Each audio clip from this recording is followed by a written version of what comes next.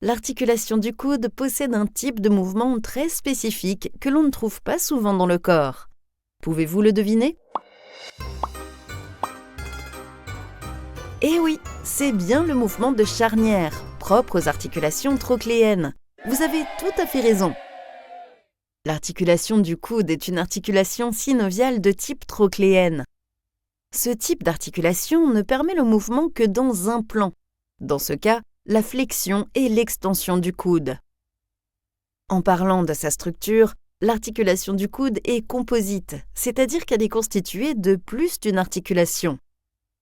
Vous souvenez-vous quand on a décrit cette articulation comme étant travailleuse et spéciale au début du tutoriel?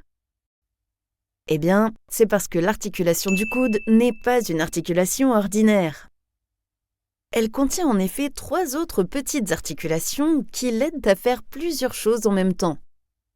On retrouve alors l'articulation huméro-ulnaire, l'articulation huméro-radiale et l'articulation radio-ulnaire proximale. Examinons-les rapidement. Voici une vue ventrale de l'articulation du coude. Nous avons l'articulation huméro-ulnaire juste ici, entre la trochlée de l'humérus et l'incisure trochléaire de l'ulna.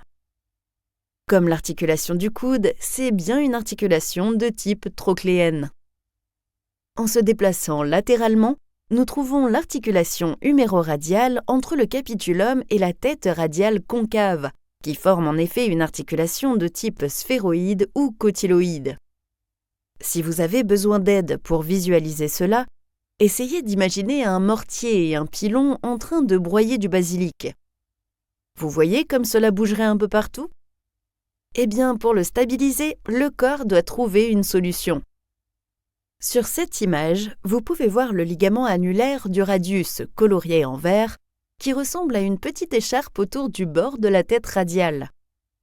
Il s'attache au bord ventral et dorsal de l'incisure radiale en accrochant le radius à l'ulna et en assurant qu'il se déplace de façon synchrone.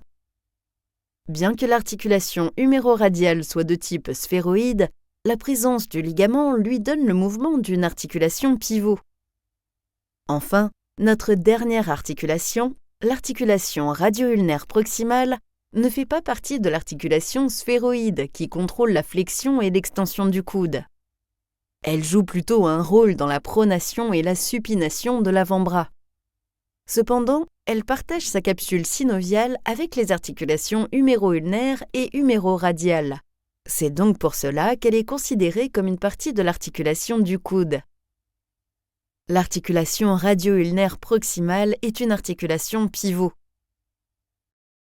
Si tu as trouvé cette courte vidéo sur l'anatomie ou la physiologie utile, tu apprécieras encore plus nos tutoriels vidéo. Clique sur le bouton et tu comprendras ce que je veux dire. Nous avons des centaines de vidéos disponibles pour nos membres premium, sans parler de tous les quiz divertissants, nos articles complets et nos illustrations d'atlas pour consolider tes connaissances. Clique sur le bouton au milieu pour regarder la vidéo en entier et maîtriser l'anatomie et la physiologie.